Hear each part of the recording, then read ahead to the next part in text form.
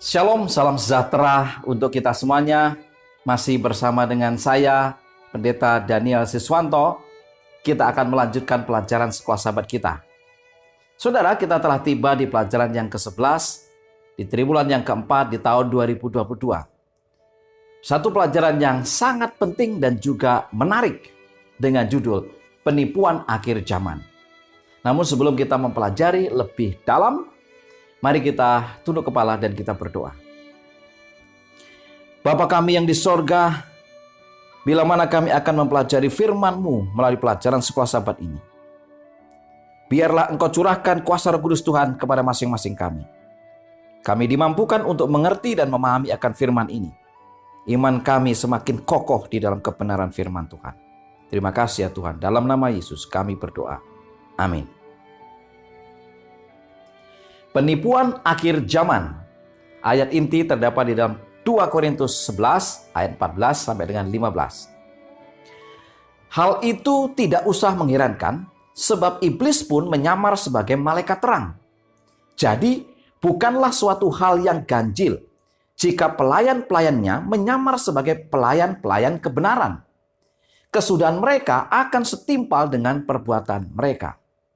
Saudara-saudara yang dikasihi Tuhan, mistisisme, kisah-kisah pengalaman mendekati kematian, kepercayaan pada reinkarnasi, peramalan, pemujaan leluhur, dan spiritisme semuanya sangat berkontribusi pada hal yang biasa, yang normal di masyarakat kita pada umumnya saat menghadapi kematian atau setelah kematian. Tetapi Allah menanggapi segala sesuatu yang berhubungan dengan spiritisme dengan sangat serius. Dan Alkitab memperingatkan kita dengan bahasa yang sangat keras terhadap praktek-praktek seperti itu, karena itu adalah tipuan iblis. Apa maksud dari pelajaran ini? Mari kita pelajari lebih lengkapnya. Di pelajaran hari Minggu dengan judul mistisisme. Kata mistisisme adalah istilah kompleks yang merangkum berbagai macam ide. Dari pandangan agama, kata tersebut menyiratkan penyatuan individu dengan yang ilahi atau yang mutlak dalam sejenis pengalaman spiritual atau kemasukan roh. Fenomena mistisisme dapat bervariasi dalam bentuk dan intensitasnya, tetapi kecenderungannya selalu menggantikan otoritas tulisan firman Tuhan dengan pengalaman pribadi seseorang. Akibatnya, Alkitab kehilangan banyak fungsi doktrinalnya, dan orang Kristen tetap rentan terhadap penipuan apapun, terutama penipuan akhir zaman. Dalam Matius 7 ayat 21 sampai dengan 27, Yesus menekankan pentingnya membangun rumah rohani kita di atas batu karang dan bukan di atas pasir. Membangun rumah rohani di atas pasir berarti menjadikan perasaan dan selera pribadi sebagai kriteria untuk menafsirkan kitab suci atau bahkan untuk menolak mentah-mentah apa yang jelas-jelas diajarkan Alkitab. Membangun rumah rohani di atas pasir juga berarti cenderung berpikir bahwa tidak penting apapun yang mereka percayai dalam doktrin selama mereka percaya kepada Yesus Kristus. Ini adalah pandangan yang berbahaya, mengingat di akhir zaman ada orang yang bahkan mengusir setan dengan menggunakan nama Yesus, namun mereka ditolak oleh Tuhan. Matius 7 ayat 22. Karena hidup mereka tidak berpadanan dengan kebenaran. Apa yang dikatakan oleh tulisan inspirasi melalui Ellen G. White, Alpha dan Omega jilid 8, halaman 546. Pendirian bahwa tidak mempunyai akibat apa yang dipercayai oleh manusia adalah salah satu penipuan yang paling berhasil dari iblis. Ia mengetahui bahwa kebenaran yang diterima dengan kasih akan kebenaran itu akan menguduskan jiwa si penerima. Itulah sebabnya ia senantiasa berusaha menggantinya dengan teori-teori palsu, cerita-cerita dongeng, dan Injil yang lain. Bagaimana dengan membangun rumah rohani di atas batu karang? Apa artinya? Yang pertama, menjadikan Alkitab sebagai dasar iman dan benteng pertahanan rohani terhadap berbagai ajaran yang muncul. Yang kedua, membangun rumah rohani di atas batu karang juga berarti menolak semua ajaran yang berpijak pada tradisi dan selera manusia. Yang ketiga, menunjukkan sikap taat dan menjunjung tinggi nilai-nilai kebenaran yang berakar pada Alkitab. Dan yang keempat, membiarkan Alkitab menjelaskan dirinya sendiri atau menafsirkan dirinya sendiri. Saudara-saudara yang dikasihi Tuhan, sekali lagi bahwa Allah menanggapi segala sesuatu yang berhubungan dengan mistisisme atau spiritisme dengan sangat serius. Dan Alkitab memperingatkan kita dengan bahasa yang sangat keras terhadap praktek-praktek seperti itu, karena itu adalah tipuan iblis. Di akhir zaman, pekerjaan penipuan iblis bahkan akan semakin berkembang. Wahyu 16 ayat 13 sampai dengan 14. Dan umat Allah harus membangun rumah rohaninya di atas batu karang yang teguh agar tidak tertipu oleh muslihat iblis. Kita harus berdasarkan pada firman Tuhan dan dipenuhi dengan Roh Kudus untuk berpegang pada kebenaran dan tidak jatuh pada rencana jahat setan. Di pelajaran hari Senin dengan judul Pengalaman-pengalaman mendekati kematian. Dalam bukunya Life After Life, The Investigation of a Phenomenon, Survival of Bodily Death, Raymond Moody Jr. mempresentasikan hasil penelitiannya selama 5 tahun terhadap lebih dari 100 orang yang mengalami disebut dengan kematian klinis dan kemudian hidup kembali. Nah, orang-orang ini mengaku telah melihat makhluk bercahaya yang penuh kasih dan hangat sebelum hidup kembali. Pengakuan ini telah dianggap sebagai bukti menarik dari kelangsungan hidup roh manusia setelah kematian. Saudara-saudara yang dikasihi Tuhan, apa yang dilaporkan tentang orang-orang yang dianggap mati secara klinis, sebenarnya mereka belum benar-benar mati. Hal ini beda dengan Lazarus. Sebagaimana yang tercatat dalam Yohanes 11 ayat 40 sampai dengan 44. Yang sudah 4 hari mati dan tubuhnya telah mengalami pembusukan. Ia dibangkitkan dari kubur setelah benar-benar telah mati. Demikian juga dengan kisah orang mati yang dibangkitkan lainnya yang dicatat di dalam Alkitab. Di dalam 1 Raja-Raja 17 ayat 22 dan sampai dengan 24, 2 Raja-Raja 4 ayat 34 sampai dengan 37, Markus 5 ayat 41 sampai dengan 43, dan Lukas 7 ayat 14 sampai dengan 17. Semua kisah-kisah ini tidak pernah di Alkitab disebutkan kesaksian pengalaman mereka setelah mati. Mengapa? Karena ajaran Alkitab jelas bahwa orang mati tidak tahu apa-apa, tidak ada kesadaran sama sekali. Sebagaimana tertulis di dalam Pengkhotbah 9 ayat yang ke-5. Kalau begitu, ada 2 kemungkinan yang menjadi alasan di balik kisah pengalaman mendekati kematian.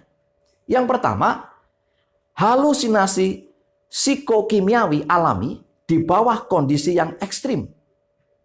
Yang kedua, penipuan setan yang supernatural. Kita harus berhati-hati dengan pengalaman mendekati kematian. Ada 2 saja. Apakah orang ini berhalusinasi atau memang setan sedang menipu? Saudara-saudara yang dikasihi Tuhan, penipuan setan memang bisa menjadi penjelasan utama.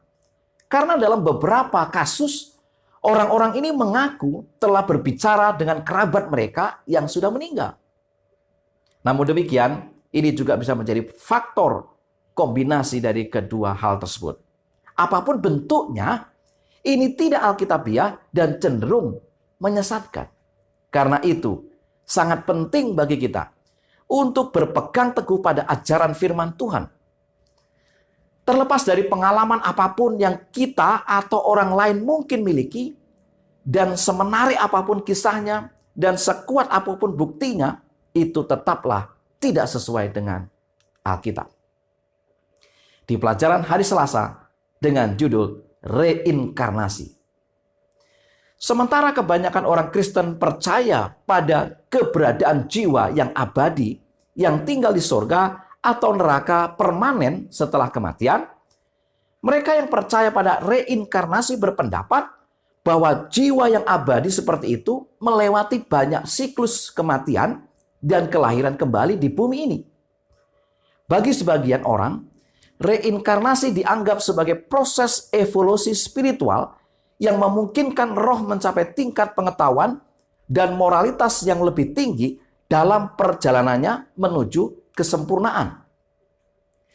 Ada sebagian orang percaya bahwa jiwa yang abadi melalui kesadaran yang berkelanjutan atau yang disebut dengan samsara, di mana ada 6 kelas kehidupan, yaitu akuatik, tumbuhan, reptil, dan serangga, burung, hewan, dan manusia, termasuk juga penghuni surga.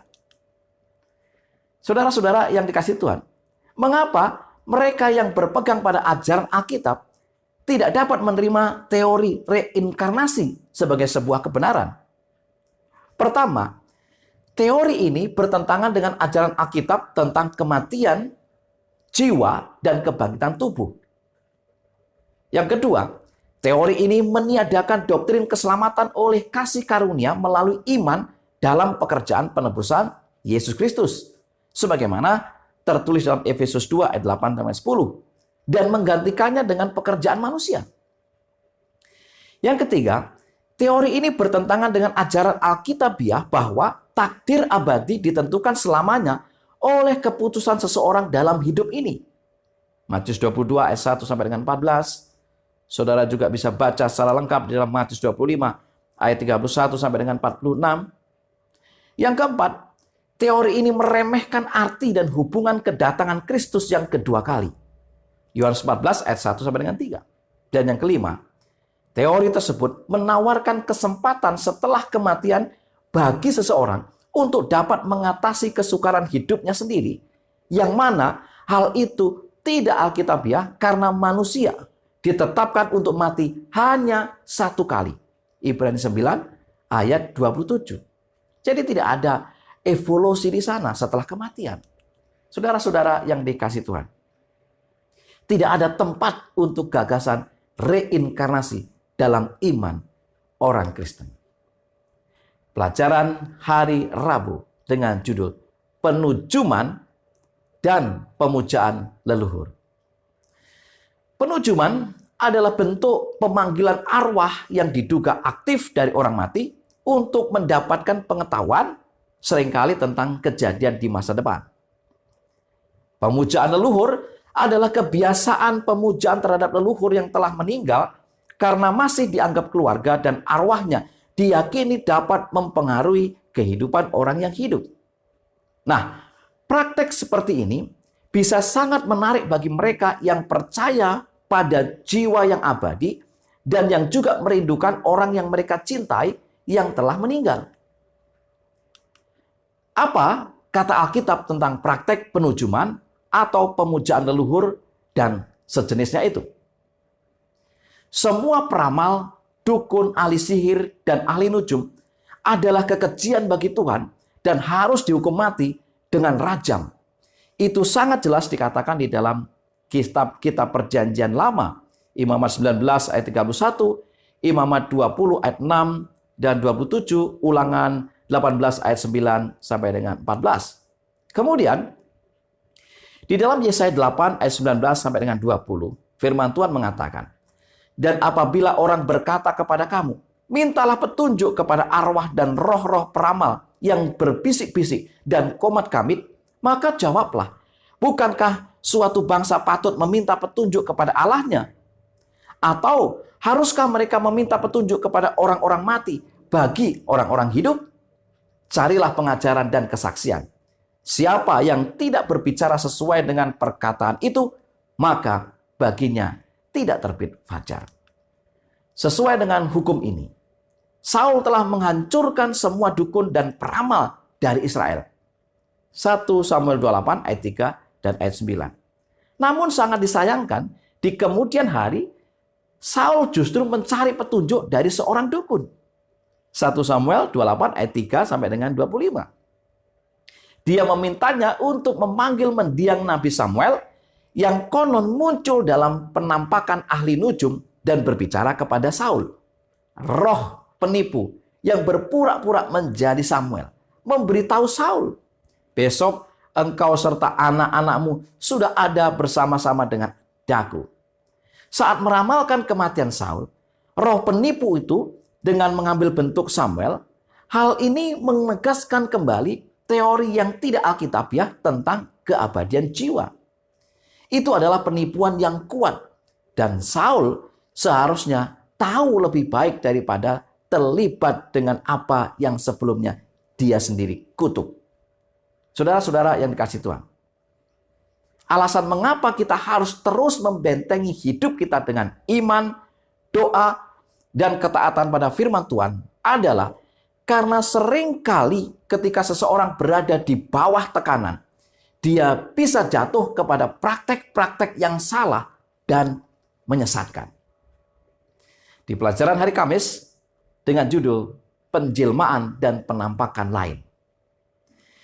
Mirip dengan penujuman adalah penjelmaan iblis dari orang mati dan penampakan iblis lainnya. Tokohnya bisa dalam bentuk anggota keluarga yang sudah meninggal, teman, atau siapa saja. Baik penampilan fisik maupun suaranya sangat mirip dengan almarhum. Semua tipu daya setan ini akan digunakan untuk menipu mereka yang tidak berpijak pada firman Tuhan.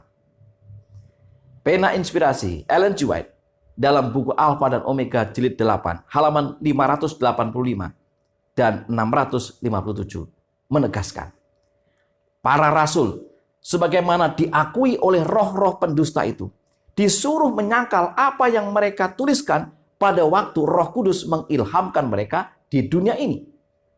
Bahkan iblis pun akan menampakkan diri dengan mengambil rupa Kristus.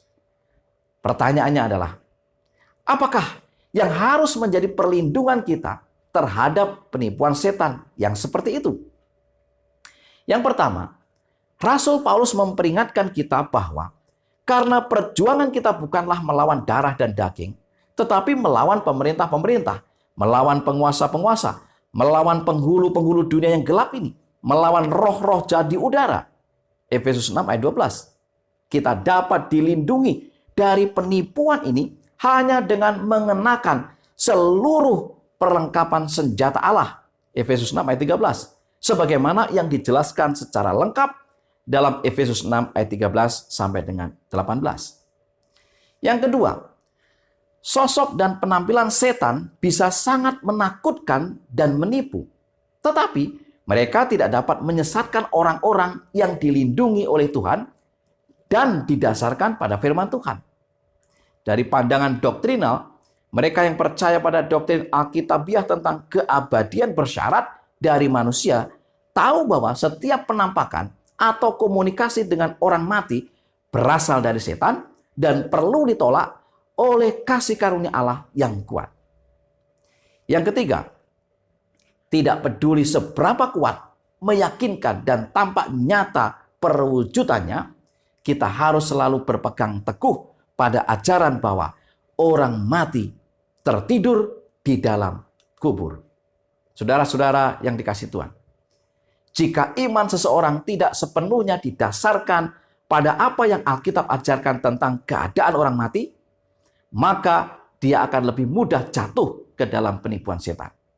Efesus 6 ayat 13. Sebab itu, ambillah seluruh perlengkapan senjata Allah, supaya kamu dapat mengadakan perlawanan pada hari yang jahat itu dan tetap berdiri sesudah kamu menyelesaikan segala sesuatu. Saudara-saudara yang dikasihi Tuhan, sebagai kesimpulan pelajaran sekolah sahabat kita, yang pertama, umat Allah harus membangun rumah rohaninya di atas batu karang yang teguh agar tidak tertipu oleh muslihat iblis. Yang kedua, Alkitab jelas mengajarkan bahwa orang mati tidak tahu apa-apa dan tidak ada kesadaran sama sekali. Yang ketiga, Tidak ada tempat untuk gagasan reinkarnasi dalam iman orang Kristen. Yang keempat, kita harus membentengi hidup dengan iman, doa, dan ketaatan pada firman Tuhan, supaya tidak jatuh kepada praktik-praktik yang salah dan menyesatkan. Yang kelima, semua tipu daya setan akan digunakan untuk menipu mereka yang tidak berpijak pada firman Tuhan. Saudara-saudara yang dikasihi Tuhan, biarlah pelajaran sekolah sahabat yang sangat penting ini boleh kita mengerti dan kita pahami, menjadi berkat bagi kita semuanya. Mari kita tunduk kepala dan berdoa. Bapa kami yang di surga, sungguh kami sangat bersyukur atas firman Tuhan melalui pelajaran sekolah sahabat ini. Kembali kami meminta agar kuasa Roh Kudus Tuhan, Engkau curahkan, Engkau meteraikan dalam hati dan pikiran kami, sehingga kami memahami akan firman ini, kami mengerti, dan kami menjadi pelaku firman. Berkati umat-umat Tuhan dimanapun mereka berada. Biarlah mereka bersukacita atas firman ini. Dalam nama Yesus kami berdoa. Amin. Saudara-saudara yang dikasihi Tuhan, selamat sabat, selamat belajar, dan Tuhan memberkati kita.